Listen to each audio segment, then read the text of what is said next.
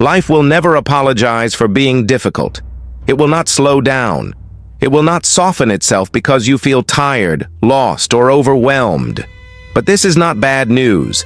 This is your awakening. Because the moment you stop begging life to be easy is the moment you become powerful, untouchable, unbreakable. Tonight, you and I enter a darker side of Stoicism, where truth is not comforting but cleansing, where illusions die and identity is rebuilt from the ground up. Welcome to Dark Stoic. Stop begging life to be easy. 1. The root of suffering. Pain is not the enemy. Expectation is. A Stoic doesn't suffer because life is hard.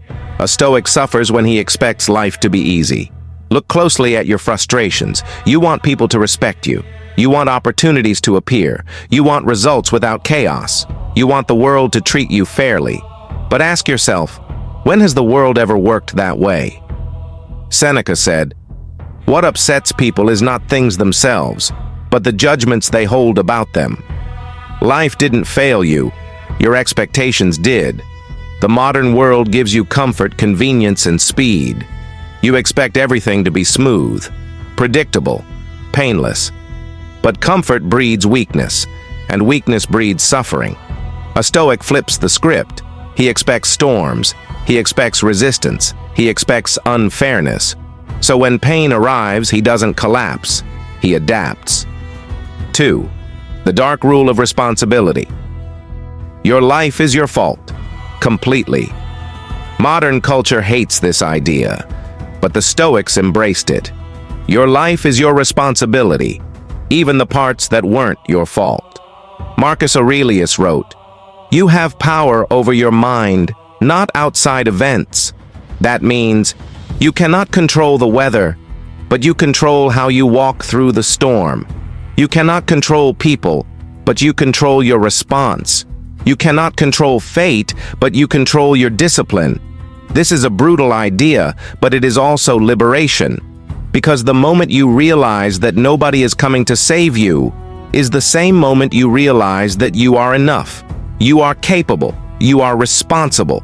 You are the creator of outcomes. Most people blame, complain, and collapse. A Stoic takes ownership. Cold, direct, relentless. Not because it feels good, but because it works. 3. The Stoic art of emotional brutality.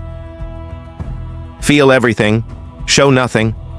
People misunderstand Stoicism. They think it means don't feel, but that is wrong. Stoicism means feel deeply, but don't let emotion hijack the steering wheel of your life. Anger arrives, you feel it, you observe it, you don't act from it. Fear arrives, you acknowledge it, you don't run from it. Sadness arrives, you give it space, you don't drown in it. A Stoic is emotionally brutal because he refuses to be ruled by impulses. You can be angry, but you must remain strategic. You can be disappointed, but you must remain disciplined. You can be heartbroken, but you must remain functional. This is not suppression. This is mastery, and mastery is rare, which is why Stoics are rare. 4. The Stoic death practice. Memento Mori. Let death sharpen your focus. Every ancient Stoic practiced death, not out of fear, but clarity. They repeated to themselves, Memento Mori. Remember you will die. This is not dark. This is freedom. When you remember your time is limited, small problems disappear. Petty fights become meaningless. Procrastination becomes self-betrayal. Excuses become insults to your potential. Death reminds you of something simple. You do not have time to live an unfocused life. You do not have time to waste years pleasing people who don't care. You do not have time to be mentally weak. This moment is your life. Not tomorrow, not one day, now. 5. The Stoic practice of negative visualization. Imagine losing what you take for granted. The Stoics had a strange ritual. They imagined losing the things they loved, their health, their wealth, their relationships, their freedom, not to be pessimistic, but to be prepared. When you imagine losing something, you stop taking it for granted. You appreciate it more, and you prepare for the day fate tests you. Modern people panic when life shifts. A Stoic doesn't panic. He already rehearsed adversity in his mind. He's mentally trained. He's emotionally armored. The world becomes unstable. He becomes stable. 6. The Stoic way of endurance. Persist without complaining. The true difference between weak minds and strong minds is endurance. Not talent, not intelligence, not luck. Endurance. Weak minds quit fast. Strong minds endure long.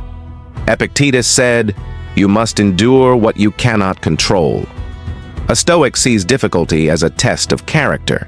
He doesn't ask, "Why is this happening to me?" He asks, "What does this situation demand from me?" He adapts. He persists. He pushes through pain, boredom, loneliness, uncertainty. He carries the weight without begging for it to be lighter. That is power. 7. Becoming mentally unbreakable. Break the illusions. Become reality-focused. To become mentally unbreakable, you must remove illusions. Illusion of fairness, illusion of comfort, illusion of validation, illusion of control, illusion of certainty. When these illusions shatter, you become grounded in reality, unshakable, immovable, untouchable. Life becomes simpler. Control what you can, accept what you cannot, endure what must be endured, act with discipline, detach from outcomes. This is not cold, this is clarity. Clarity makes you powerful, power makes you calm, calm makes you dangerous. Stop begging life to be easy. Life doesn't soften for anyone, not for the rich, not for the strong, not for the kind. But life does reward one thing: mental fortitude. A Stoic doesn't ask for easier paths. He asks for stronger legs. He doesn't beg for fewer problems. He builds the character to solve them. He doesn't chase comfort. He chases mastery. This is your path now, your transformation, your awakening. Welcome to the Dark Stoic series. Your journey has just begun.